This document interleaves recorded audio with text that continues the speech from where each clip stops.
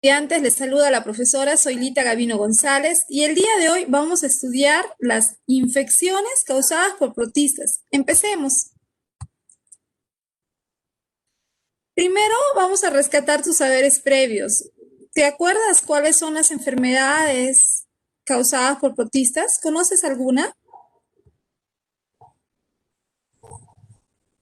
Pueden participar, chicos. Enfermedad del sueño, difteria, plasmodium malaria. Muy bien, se ve que están muy bien informados respecto a las enfermedades causadas por protistas. Efectivamente, la giardiasis, la malaria, son algunas de las muchas enfermedades causadas por este tipo de organismos del paludismo, ¿no? Bueno, te cuento que los protistas son un grupo de organismos que pertenecen al reino protista. Es en la actualidad considerado como el único reino que todavía no ha terminado, el reino biológico que todavía no ha terminado de clasificarse.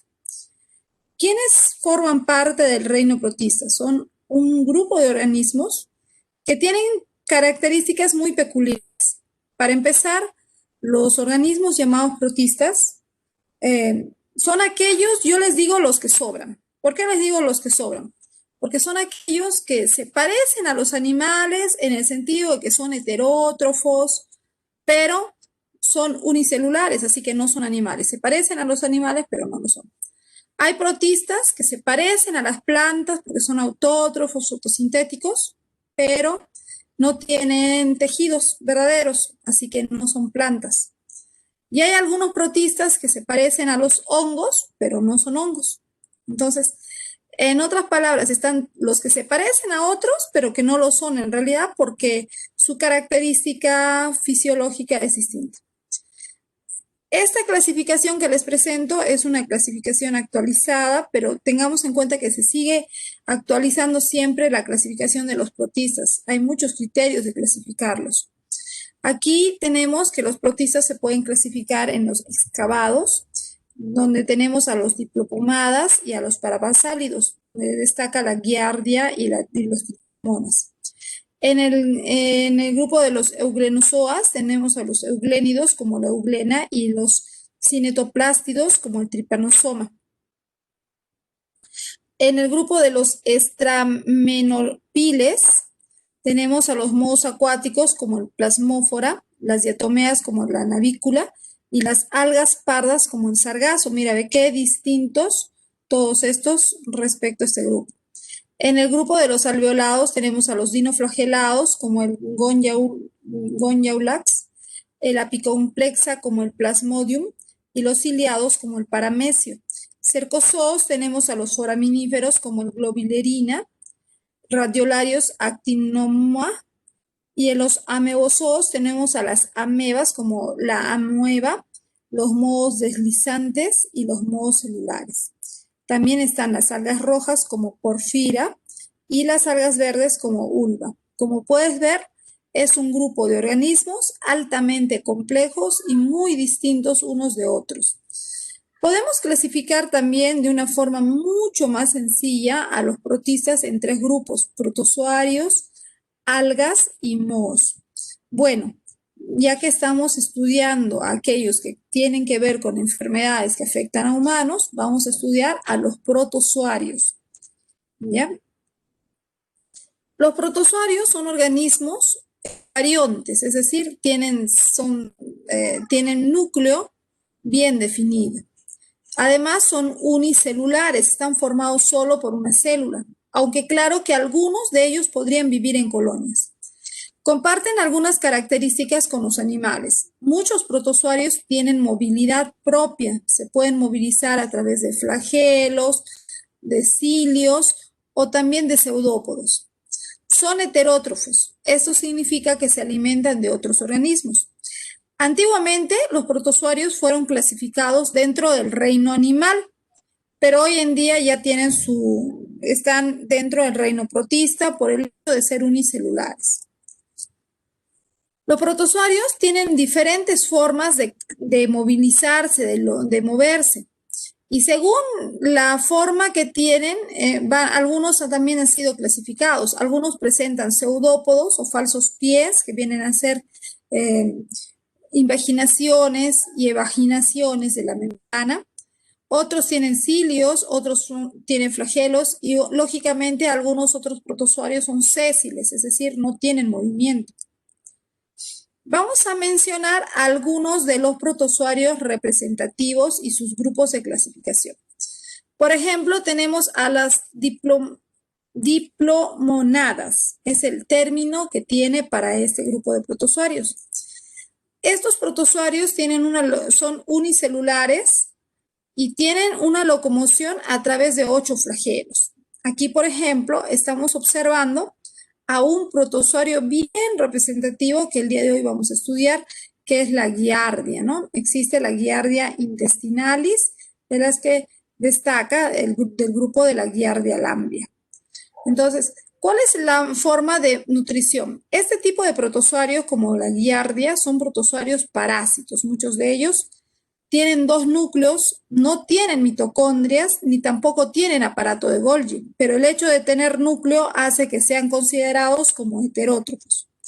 Su reproducción es asexual por bipartición. La giardia intestinalis se transporta en el agua, principalmente en el agua, ¿no? Agua que puede estar contaminada con las heces. Y entonces, cuando una persona consume esa agua contaminada, puede desarrollar una giardiasis, cuyo síntoma inicial cuando se manifiesta de manera aguda es una diarrea intensa, con dolor abdominal. Se la conoce como la diarrea del viajero. Otro grupo de protozoarios que vamos a estudiar son las parabasálidas. Este tipo de protozoarios son unicelulares, están formados por una célula y pueden presentar de 4 a 5 flagelos. La nutrición que ellos tienen es a través de fagocitosis. Se alimentan fagocitando bacterias, arqueas y materia orgánica. Comen bacterias. Tienen un núcleo y carecen de mitocondrias y de pared celular, al igual que las diplomonadas, como la giardia, no tienen mitocondria. También su reproducción es asexual. De este grupo de parabasálidas destacan 2 representativos: las triconinfas, que viven en el intestino de las termitas y liberan las enzimas para digerir la celulosa. En algún momento habremos escuchado hablar de unos insectos llamados termitas, muy pequeñitos, que comen la madera, pero para digerir la madera que tiene fibra de celulosa, en sus intestinos tienen a estos protozoarios que les ayudan mucho. También tenemos a las trichomonas vaginalis. Si se altera la acidez normal de la vagina, puede causar una infección, produciendo un flujo vaginal o un descenso vaginal. Esto es cuando tenemos trichomonas. También existen otros grupos de protozoarios como los cinetoplástidos. Estos cinetoplástidos son organismos también unicelulares, tienen solo un flagelo, a diferencia de los anteriores que hemos estado viendo, y algunos de ellos pueden ser parásitos, algunos de ellos para vivir necesitan infectar a otro organismo vivo. Ellos tienen una sola mitocondria que es grande y una masa de ADN, que es el cinetoplasto, de los cuales destacan 2 tripanosomas, 2 especies de tripanosomas. Uno de ellos es el tripanosoma brucei, que produce la enfermedad llamada mal del sueño. Es una enfermedad transmitida por la mosca tsetse, característico de África, y es mortal, es una enfermedad mortal cuando la persona no recibe el tratamiento oportuno. También otro protozoario de este grupo tenemos al Trypanosoma cruzi, el cual produce la enfermedad llamada mal de Chagas. Esta enfermedad es transmitida por un insecto que aquí en Huánuco le conocemos con el nombre de chinche. Otros le llaman chirimacha. Este insecto Transmite el Trypanosoma cruzi, que puede llegar al corazón y ocasionar una insuficiencia cardíaca congestiva. Asimismo, tenemos también protozoarios de la clasificación de los apicomplexa. Estos apicomplexa son protozoarios, vienen a ser estas bolitas de color celeste que puedes observar en la pantalla. Mira aquí estas pequeñas esferas o bolitas celestes. Estos vienen a ser los protozoarios.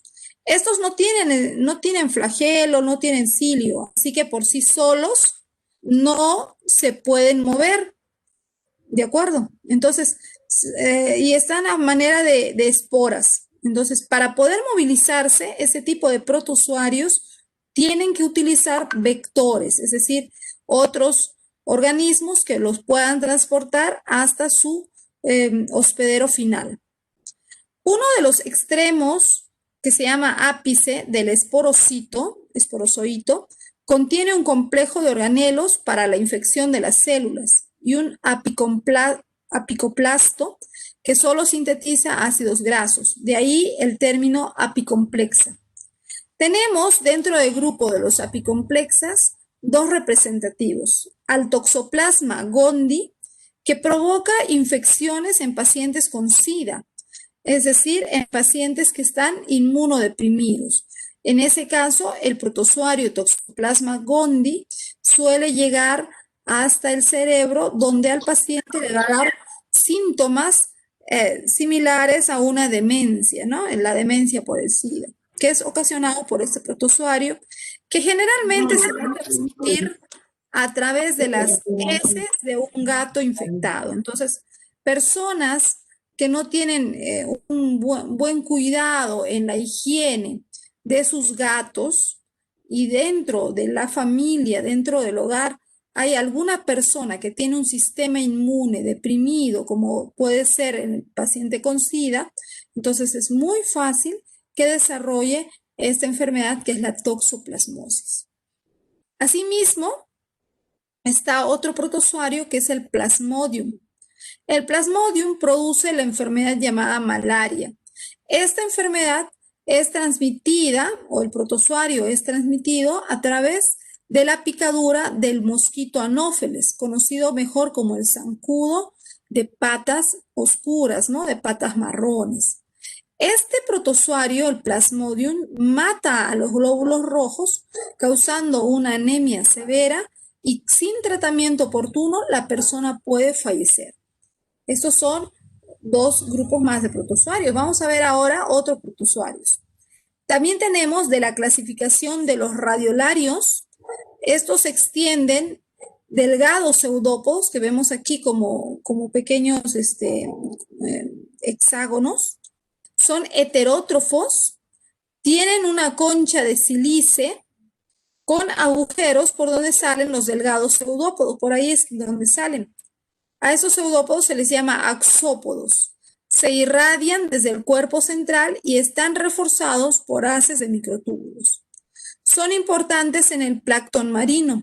Después de que mueren, sus conchas se acumulan en el fondo del mar, donde el limo, que en algunos lugares alcanza el espesor de varios cientos de metros. En otras palabras, estamos viendo que los radiolarios no son protozoarios parásitos ni patógenos, ni tampoco nos ocasionan enfermedades a nosotros los humanos. Por otra parte, están los protozoarios del grupo de las amibas. Estos protozoarios, para moverse, para el modo que tienen de locomoción, es a través de pseudópodos. ¿Qué vienen a ser los pseudópodos? Son pliegues de la membrana celular y estos pliegues de su membrana van a permitir que la célula se movilice, ¿de acuerdo? Por ese motivo le han puesto el nombre de pseudópodo, ¿no? Que significa falso pie. No es un pie en realidad, son membranas que se van a plegar y van a permitir el movimiento. Algunos amebas o amibas son parásitos. Su membrana celular es altamente flexible, lo que le permite desplazarse por un movimiento llamado ameboide y la formación de pseudópodos. También estos pseudópodos los utiliza para atrapar su alimento. La reproducción que ellos tienen es asexual y de los cuales destaca la entoameba histolítica, la cual causa una enfermedad llamada disentería amebiana. Esta enfermedad, la disentería amebiana, es una enfermedad intestinal que se adquiere por consumir agua o alimentos contaminados. Ocasiona una diarrea conocida como mucosanguinolenta. Es una diarrea que tiene presencia de moco y sangre. También puede ocasionar úlceras en la pared intestinal. En condiciones ambientales hostiles, cuando las condiciones no son favorables para el desarrollo de las amebas, estas pueden formar los quistes, de tal manera que pueden sobrevivir por más tiempo. Finalmente, vamos a encontrar los dos últimos grupos de protozoarios. Tenemos a los ciliados, de los cuales destaca el paramecio, el cual pertenece a un grupo de protozoarios que no son patógenos para el hombre ni para los animales.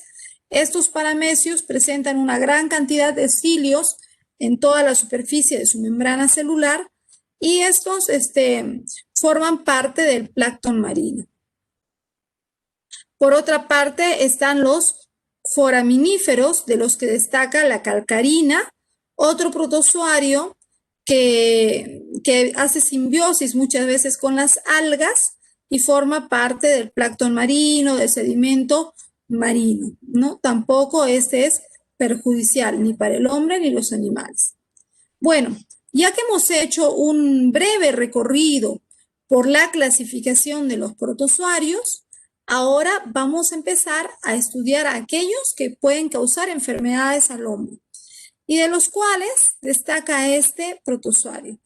Se llama Giardia lamblia, ¿no? La giardia, que causa la enfermedad de la giardiasis.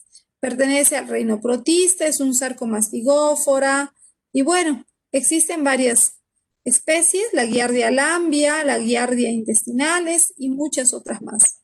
Yo les pregunto, a ver, así como la están observando en estos momentos, ¿qué características destacan ustedes de la imagen que ven? A ver, ¿pueden describirla? ¿Alguno de ustedes podría hacer una descripción de lo que está viendo?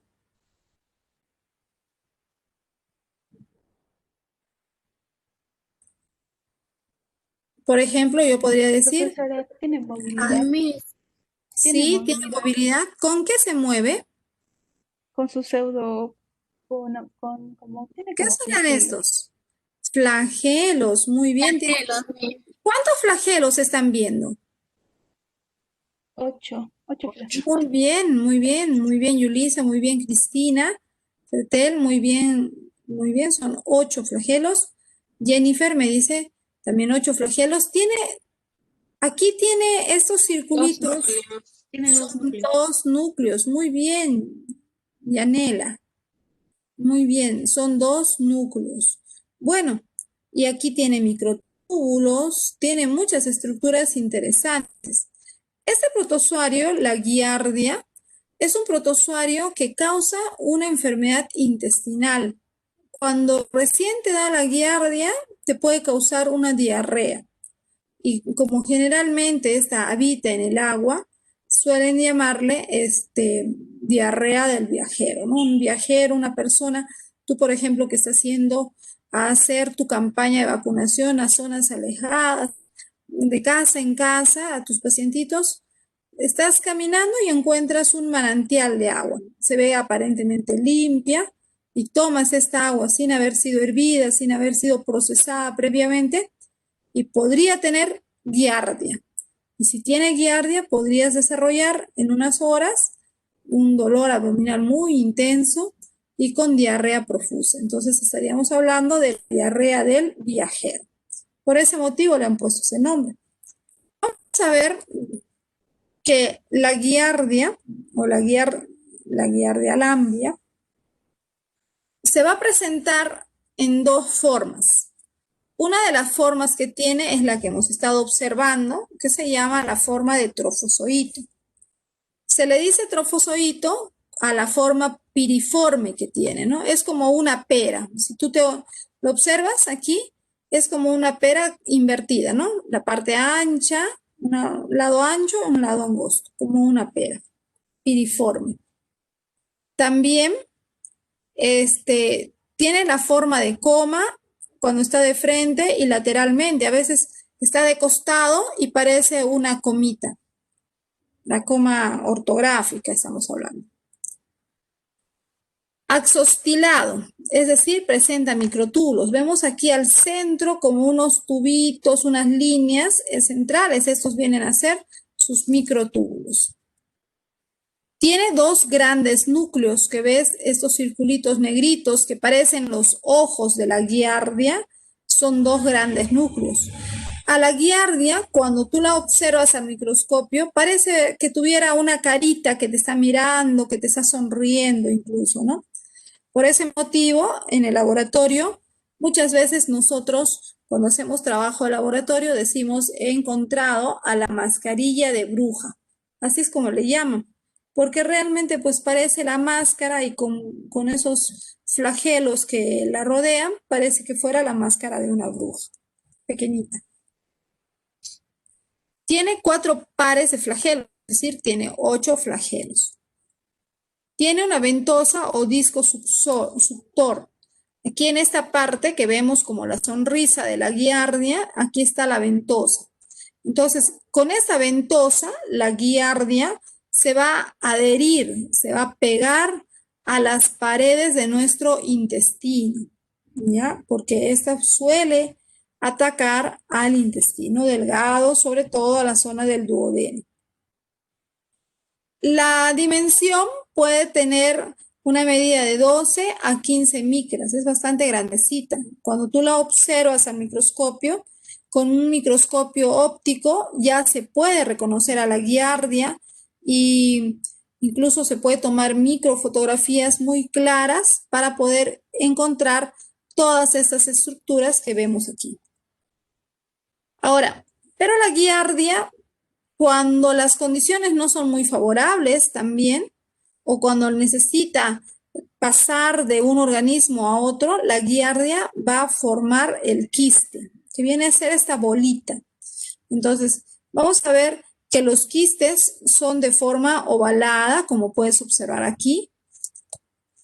Tienen cuerpos refringentes, son frescos. Tienen una membrana de doble pared, como puedes observar, es doble, una doble pared que los hace más resistentes a condiciones adversas que pueden estar en el suelo, en frío, en la lluvia. Entonces esa doble pared del quiste lo protege. Presenta 4 núcleos, como puedes observar aquí, esos 4 circulitos negros. Tiene restos flagelares, que se nota, ¿no? Como pequeñas líneas. Y tiene cuerpos parabasales, que son estos que se encuentran junto a los núcleos. Y la medida de estos quistes es de 9 a 12 micras. Como podemos ver, es también bastante grande, así que podemos observarlo también al microscopio óptico, ¿no? Claro que aquí necesita que el ojo esté bien entrenado para reconocer el quiste de la giardia. ¿Ya? Entonces estamos encontrando que la giardia la vamos a poder encontrar en sus dos formas, tanto en su forma de trofozoito como en su forma de quiste. Y a veces tenemos suerte y las encontramos a las dos formas juntas, ¿no? Es cuestión de examinar cierto tipo de muestras. Ahora, vamos a conocer un poco cómo es que se reproduce la giardia. La giardia tiene una reproducción asexual.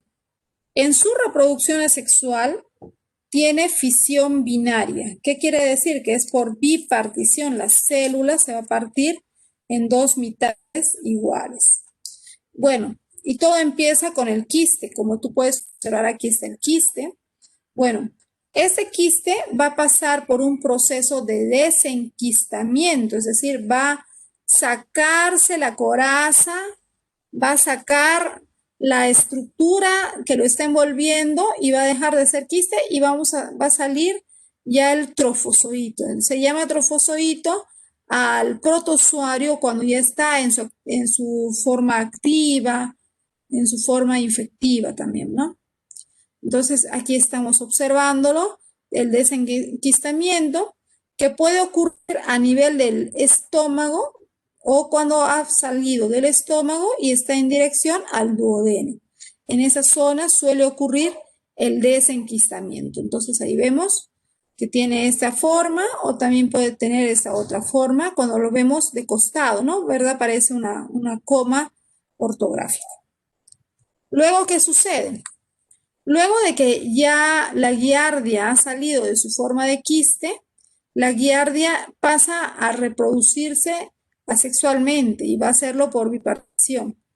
A partir de se va a partir longitudinalmente formando dos giardias y estas a su vez volverán a hacer lo mismo, ¿no?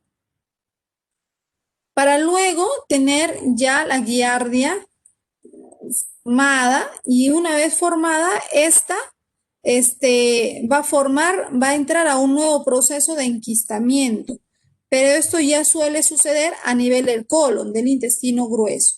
¿Por qué forma el enquistamiento? ¿Por qué forman nuevamente los quistes? Porque como estos se forman a nivel del intestino grueso, junto con las heces van a salir los quistes.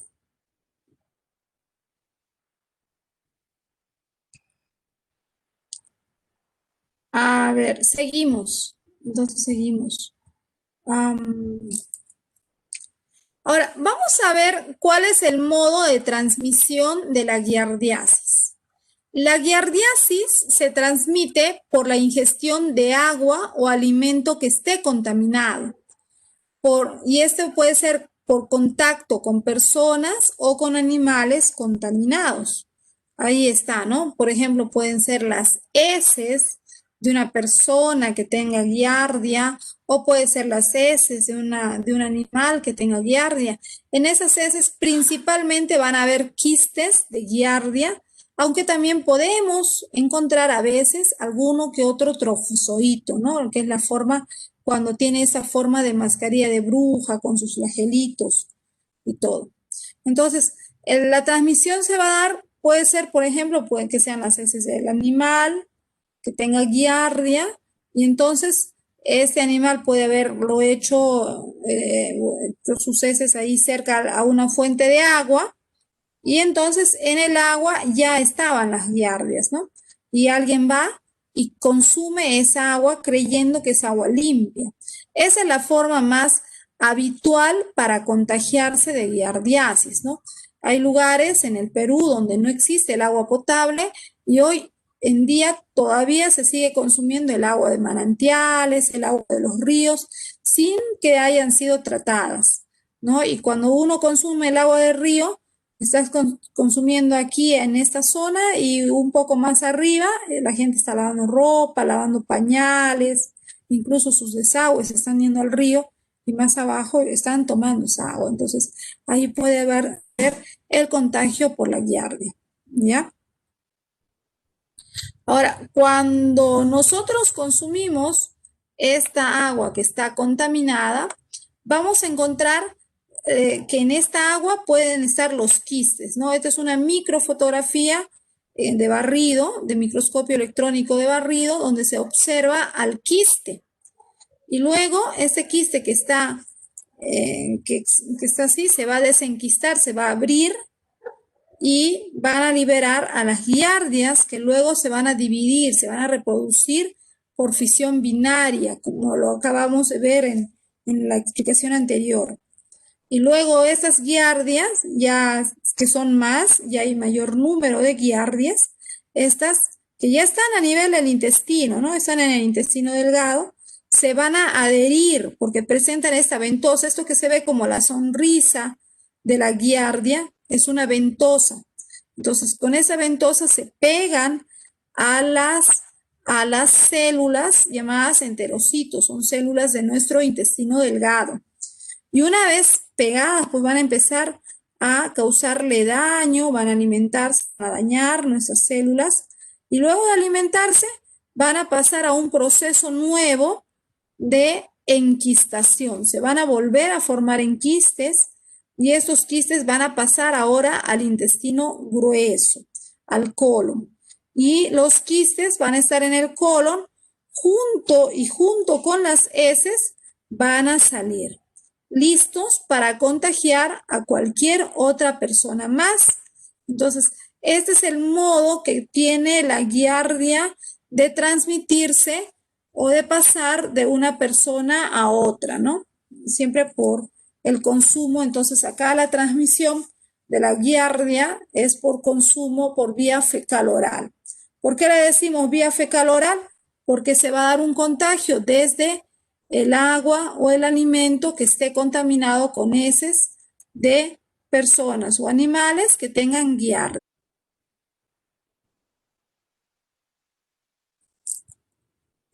Aquí también en este otro esquema podemos ver el mecanismo de infección, ¿no? Tenemos el cuerpo del anfitrión o el hospedero, y entonces la giardia ingresa a través del quiste, que como dijo su compañera es a manera de un huevo, y luego este quiste, como huevito se rompe, se abre y se libera la giardia, ¿no? La cual luego se divide por fisión binaria y luego el trofozoito se adhiere a la mucosa del intestino donde se alimenta, luego se enquista nuevamente pasando ya al intestino grueso y sale en forma de quistes por las heces. Aquí también podemos observar el mismo proceso que estábamos mencionando, ¿no?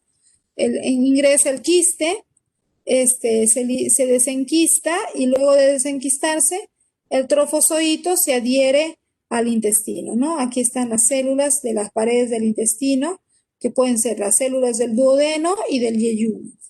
Luego, esto va a suceder en cuestión de horas después de haber consumido el agua contaminada. Luego, y es en este momento, cuando se están adhiriendo a las paredes del intestino, que va a haber el cólico, que puede haber también la diarrea, el vómito, es bastante rápido. Por eso es que tú tomaste el agua y a las pocas horas ya estás mal, ya estás con todos los síntomas. Muchas veces estos síntomas pasan en unos días, ya no tienen ningún síntoma, sin embargo los trofozoitos pueden permanecer adheridos, ¿no?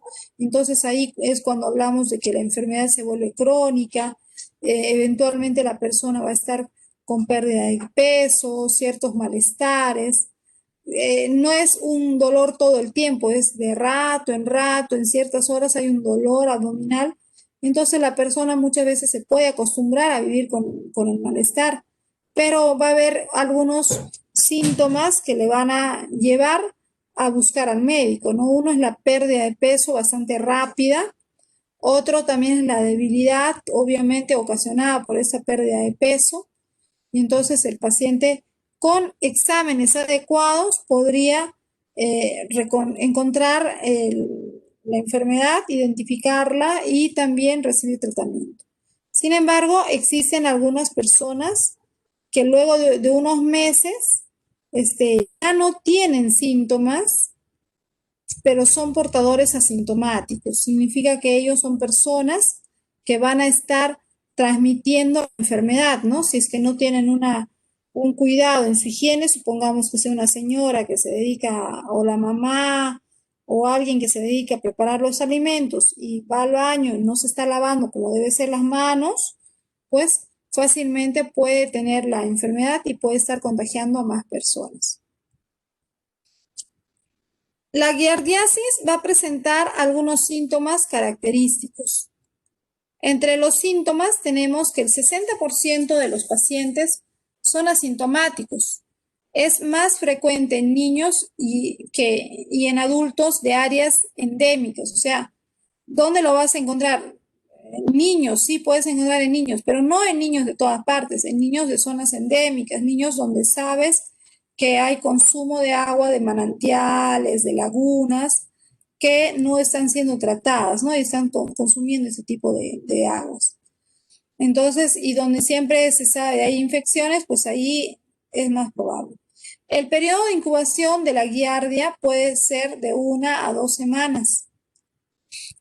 La infección puede evolucionar de forma aguda, subaguda e incluso crónica, ¿no? Uno puede estar infectado y tener síntomas por un largo periodo de tiempo, incluso por años. La sintomatología gastrointestinal es la más frecuente. Por ejemplo, aquí tenemos en esta tabla algunos de los síntomas en porcentaje de cómo se presenta.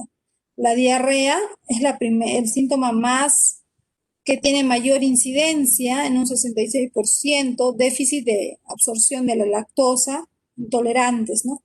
Estreñimiento, 55%, déficit de absorción de la vitamina B12, 45%, entonces en un tiempo van a tener dolores de cabeza, mareos, flatulencia, atorrea, dolor y distensión abdominal, barriguita hinchada, fatiga, anorexia, una gran pérdida de peso, náuseas,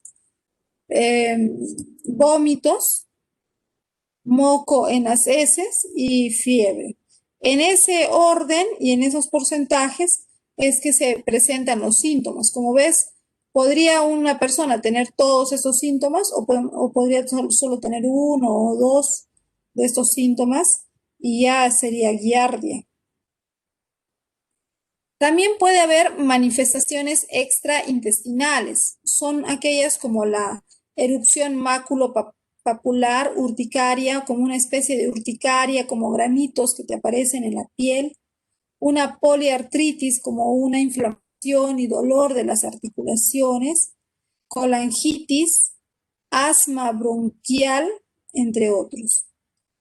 En la giardiasis crónica, los síntomas predominantes son el malestar abdominal acompañado de dolor epigástrico, o sea, siente como un malestar en el estómago y dolor en la boca del estómago, entonces puede pasar confundida por una gastritis. Uno que tiene giardiasis confunde los síntomas con gastritis porque el dolor es en la zona alta del abdomen cuando ya esta es crónica, la enfermedad ya se ha vuelto crónica, y entonces podría estar recibiendo un tratamiento para gastritis que nunca le va a hacer efecto a su giardiasis, nunca va a sanar. Entonces es importante hacer un buen diagnóstico de la enfermedad. Vamos a ver el diagnóstico. Aquí puedes observar una imagen de una microfotografía, un microscopio óptico, así es como se ve en el microscopio, ¿no? Incluso si acercas un poco más, se puede observar claramente en esta parte la forma que tiene tan peculiar la giardia, ¿no? Ahí está. Es como un óvalo con sus ojitos y sus pelitos. Así es como se observa. No se observa mucho cuando hay un agua contaminada, no se observan muchas giardias. Yo he tenido la oportunidad de estar hace muchos años para mi tesis de la universidad, hice estudios de aguas de lagunas. Entonces, en el agua de las lagunas donde yo investigaba, nunca llegué a observar a la giardia. Pero un día observé que de la laguna salía el agua por un canal que llevaba el agua al pueblito, ¿no? Al pueblito que estaba cerca. Y el agua se veía muy, muy cristalina, extremadamente limpia, mejor que en la laguna misma. Entonces, me ocurrió recoger un frasco de agua de ahí, del canal. Lo recogí, tenía ganas de tomar, pero como hacía tanto frío, no lo tomé.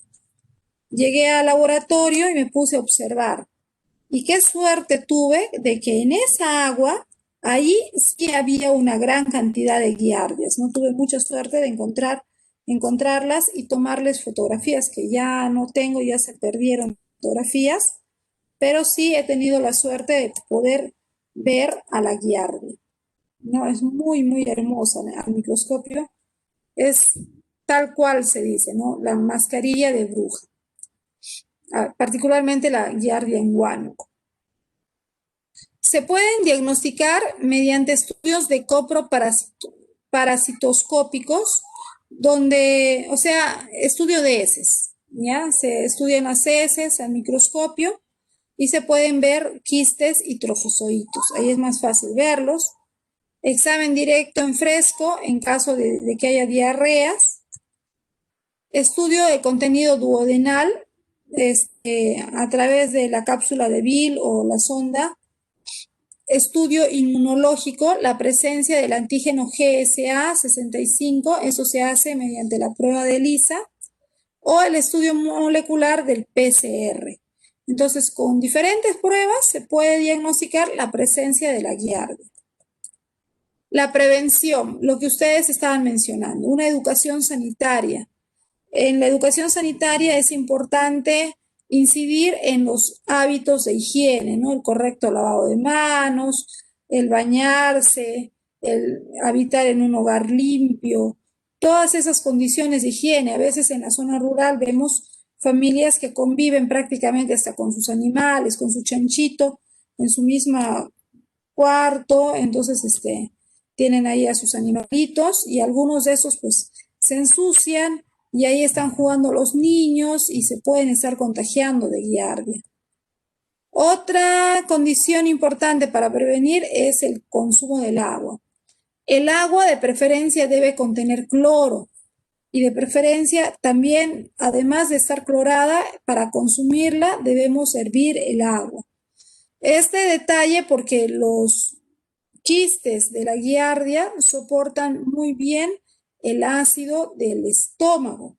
Incluso podrían en algunos casos, si es que el cloro está muy diluido, podrían soportar también esto. Las deposiciones. En muchas zonas rurales las personas no tienen un baño e incluso ni siquiera tienen una letrina, ¿no?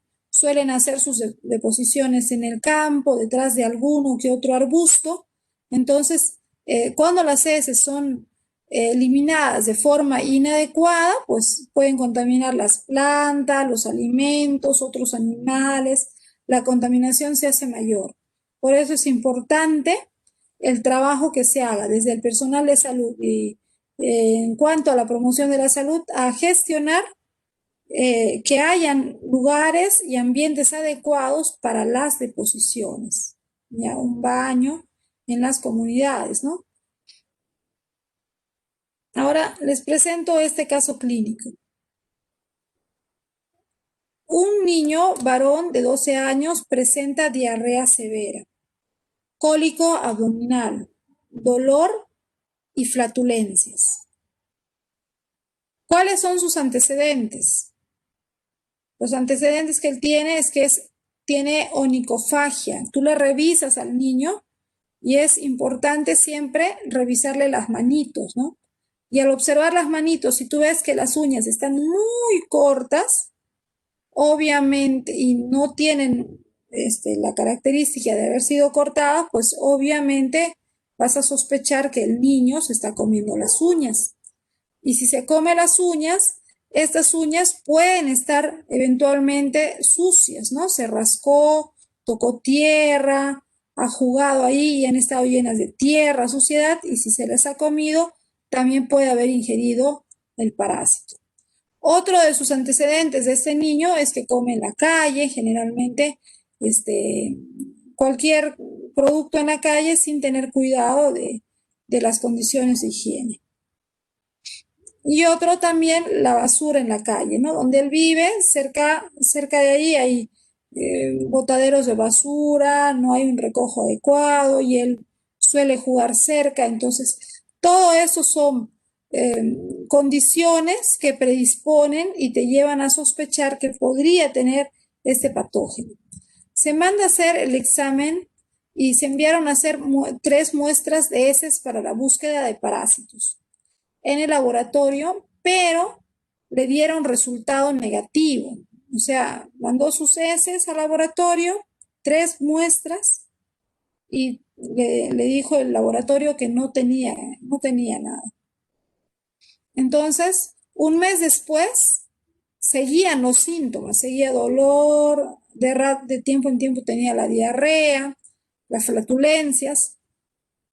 Entonces, como se mantenían los síntomas, se buscó otro laboratorio, otro hospital, y el diagnóstico confirma que sí tiene giardia, ¿no? Se ha hecho el examen seriado, o sea, 3 días seguidos se ha llevado las heces y se ha podido encontrar la presencia del parásito.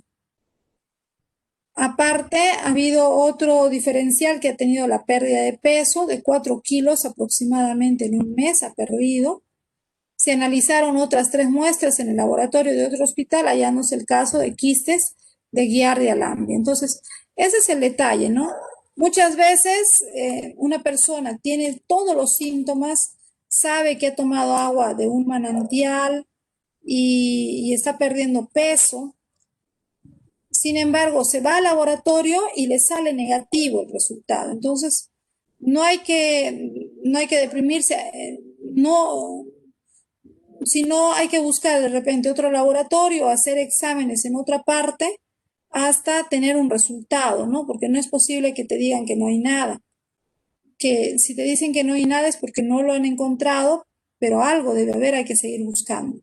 Es importante eso, como les he dicho, yo con la colega profesora que tenía giardia, ella se pasó un año entre el hospital y el E-Salud de Huánuco tratando de saber qué era lo que tenía, pero no encontraba el patógeno que le causaba tantos malestares. Hasta que finalmente se hizo exámenes en Lima y lograron encontrar que sí tenía la giardia y luego de recibir tratamiento ya está bien, ¿no? Su vida cambió. Entonces, tratamiento. Se usa generalmente los azoles para el tratamiento. El secnidazol es el que se usa en un 90%, tiene leve efecto secundario en cuanto a problema hepático. También se usa el tinidazol, la nitazosanida, el furosolamida.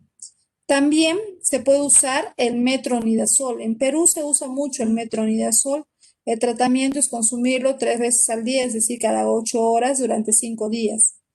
Pero si excede la dosis, la giardia puede desarrollar resistencia. Entonces, en algunos casos no ha seguido el tratamiento como debe ser, cada 8 horas, no ha terminado los 5 días, que era el tratamiento recomendado, y las giardias que no hayan fallecido, no hayan muerto ahí, pues pueden volverse resistentes y la persona nuevamente vuelve al tratamiento con metronidazol y ya no le hace efecto.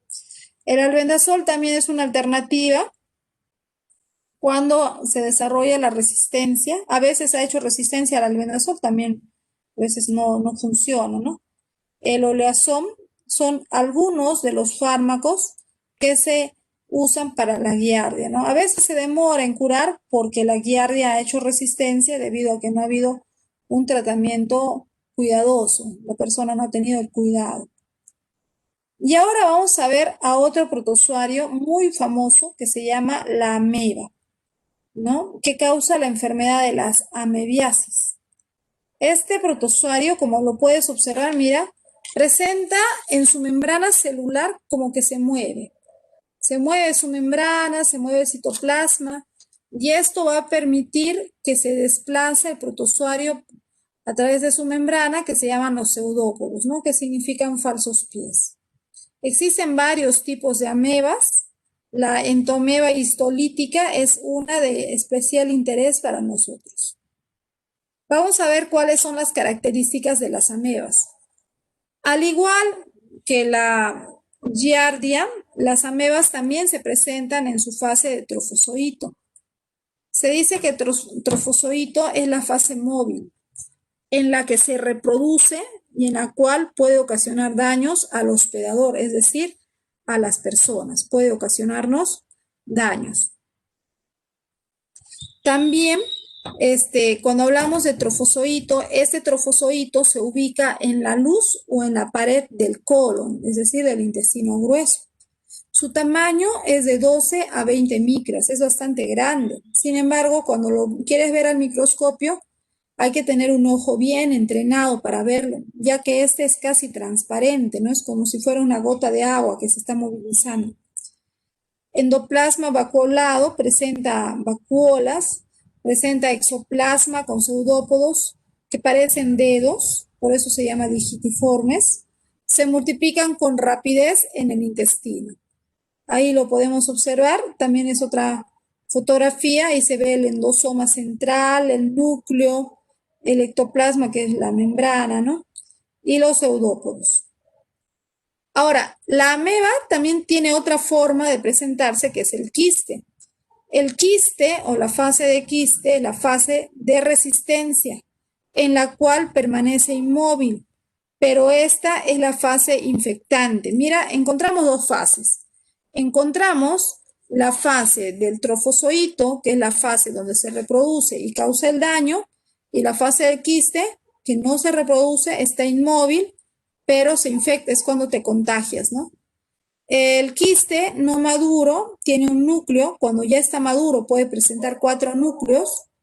Los quistes de las amebas son duros, pueden sobrevivir en suministros de agua clorada a la concentración de ácido gástrico y a la temperatura de 55 grados. Mira, o sea que en el agua clorada, el agua que estamos consumiendo, el agua potable, allí, a pesar de que tiene cloro, podrían estar presentes los quistes de las amebas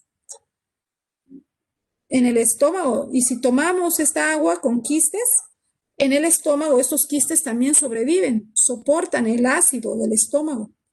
Lo que no soportan son temperaturas mayores a 55 grados, es decir, si esa agua lo has servido, pues no va a soportar el quiste, lo matas.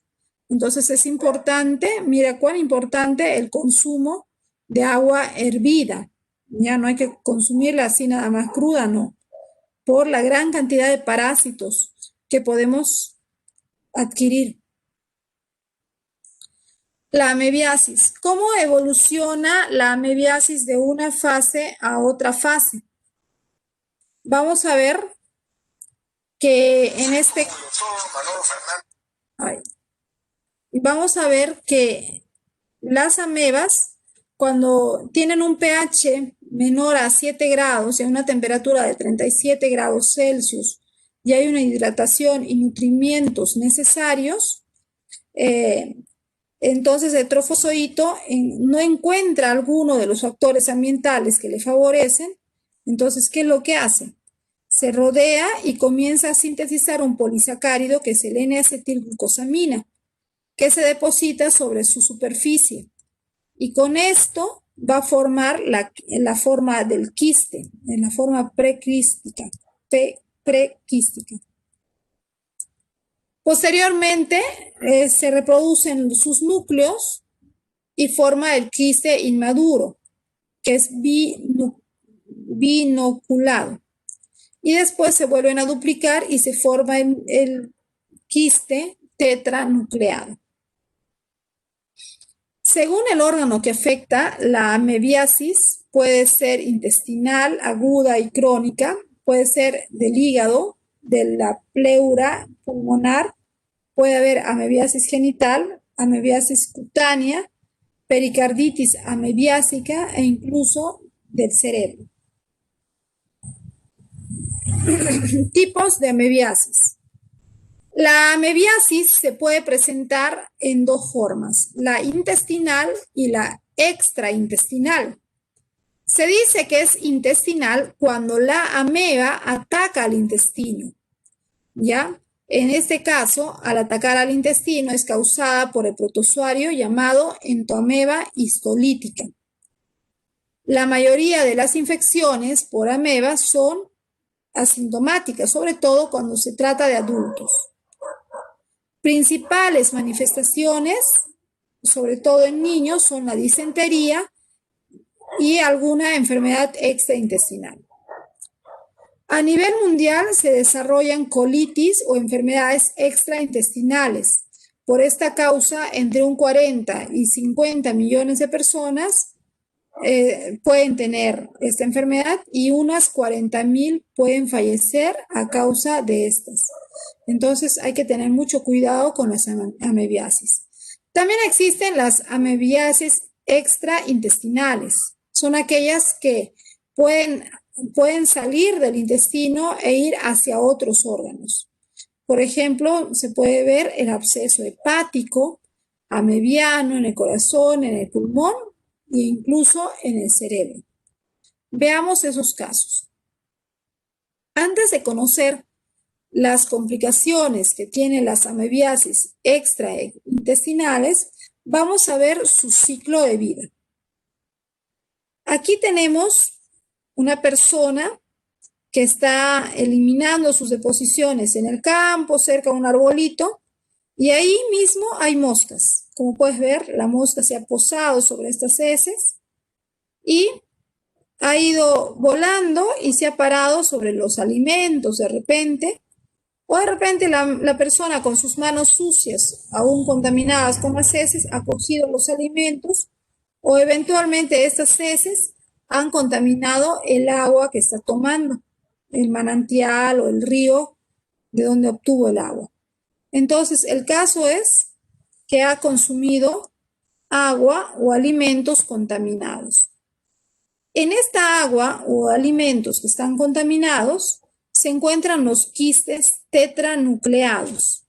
¿Por qué le decimos tetranucleados? Porque como puedes ver, este es el quiste y tiene 1, 2, 3, 4 bolitas, que son sus núcleos. Estos van a ingresar por la vía oral, es decir, por la boca, a través de los alimentos. Una vez que ingresan a nuestro cuerpo, este quiste empieza su proceso de desenquistamiento y ese proceso ocurre en el intestino delgado, donde el citoplasma, el núcleo, se dividen originando 8 trofozoitos pequeños, llamados trofozoitos metaquísticos. Ahí los ves. ¿Ve? Mira, se forman ahí pequeñísimos y se van a liberar. Ese es el trofozoito metaquístico, ese pequeño. Posteriormente, los trofozoitos maduran en su forma diminuta y se reproducen por fisión binaria. Mira, ¿ven? Se está dividiendo, se está partiendo en dos por bipartición o fisión binaria y ya tenemos 2 trofozoitos. Finalmente, o bueno, a continuación, estos trofozoitos van a formar el prequiste uninucleado que contiene cuerpos cromatoides y una vacuola grande de glucógeno. Ahí está el núcleo y la vacuola grande de glucógeno. Luego este quiste va a formar 2 núcleos y cuerpos cromatoidales. Luego este va a formar 4 núcleos.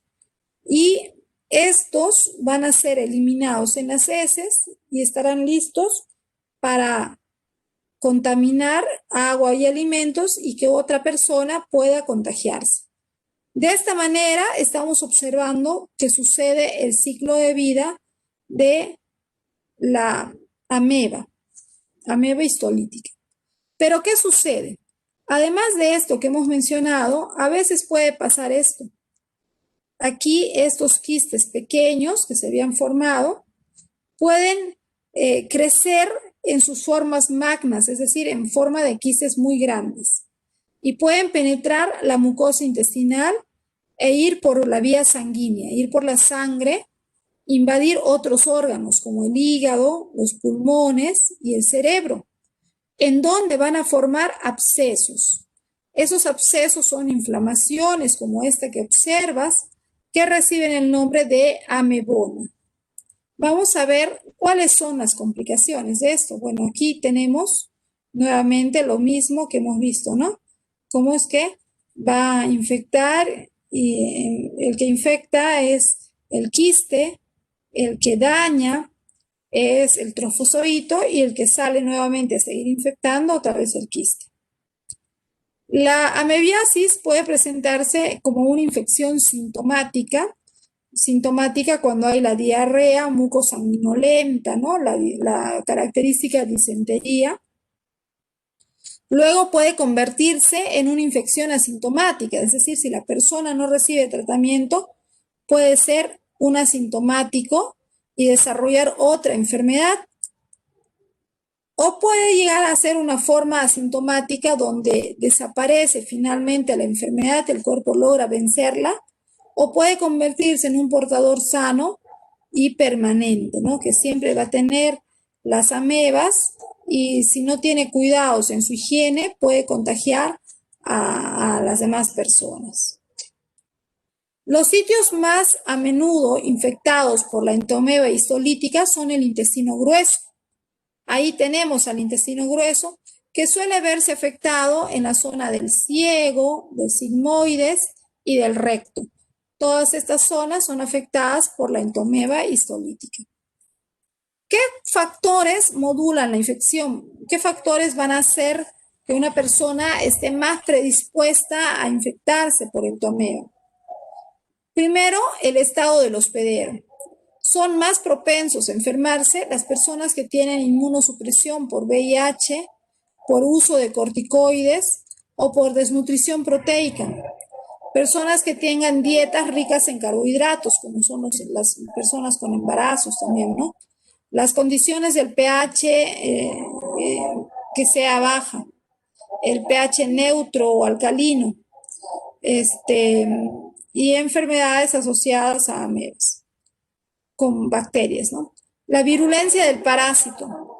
Si la capacidad fagocitaria es alta, la producción de colagenasa y proteína citotóxica es inmunogénica, es alta, la capacidad de lisis celular y la adherencia a las células. Estos son factores que van a hacer que una persona tenga mayor predisposición a tener amebiasis. Los signos y síntomas, las manifestaciones clínicas de una persona con amebiasis, una de ellas, claro, obvio, es la disentería. ¿Qué viene a ser la disentería amebiana? Es la diarrea mucosanguinolenta, muy frecuente en bebés.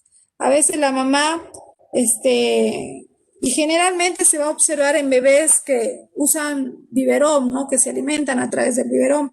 A veces la mamá primeriza, pues está cambiando el pañal, y este pañal lo ha cambiado rápido y el bebé está llorando de hambre y la mamá con esa mano que no ha sido bien lavada, prepara el biberón y pone el dedo en la punta del chupón y lo sacude, ¿no? Para mezclar bien la leche con el agua y luego le da de tomar eso al bebito.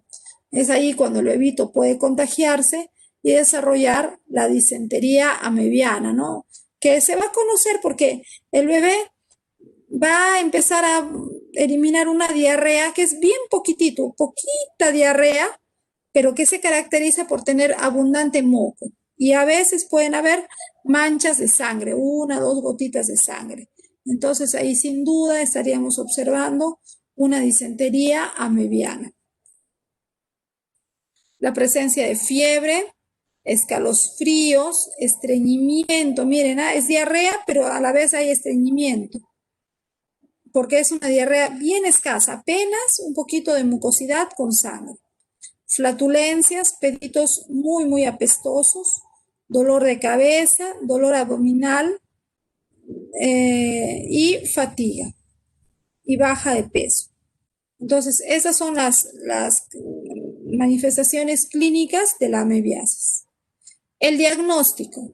El diagnóstico se puede hacer a través del cuadro clínico que ya hemos visto. Siempre hay que observar ese cuadro clínico, ¿no? La diarrea mucosanguinolenta y los otros síntomas, pues nos pueden ayudar a encontrar rápidamente el diagnóstico, pero también se puede hacer a través de la coproparasitoscópico, es decir, el examen de heces, ¿no? Y al examen de heces se logra observar o los quistes, principalmente los quistes, y ya estamos hablando de amebiasis.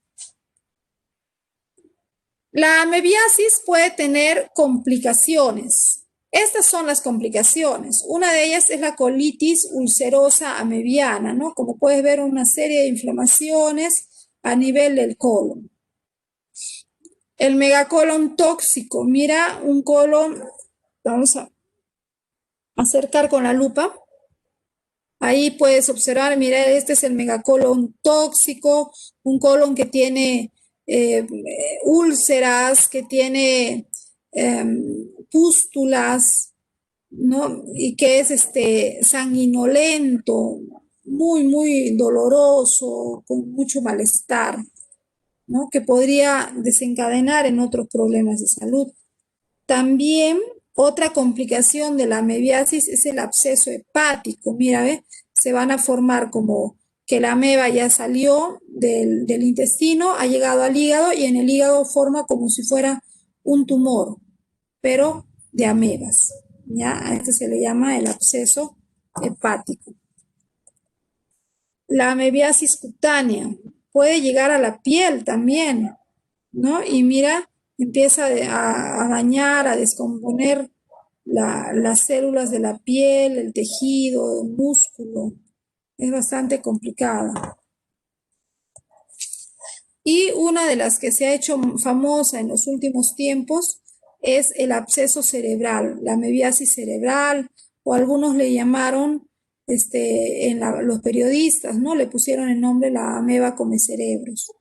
Esta es una resonancia magnética del cráneo con godolinio en ponderancia T1 que muestra un absceso amebiano en núcleos basales. Aquí está, en esta parte central puedes ver el absceso amebiano y es el hecho de que haya un absceso pues va a presionar al cerebro que le va a dar una serie de convulsiones, puede causar ceguera, puede causar muchos síntomas en la persona e incluso a veces, como esta zona es una zona donde no van a llegar los fármacos, porque hay poca circulación, poca vascularización en esta zona tan interna, entonces muchas veces para poder salvar la vida del paciente es necesario operar, ¿no? Abrir el cerebro y hay que sacar el cráneo, destapar la tapa craneana, ¿para qué?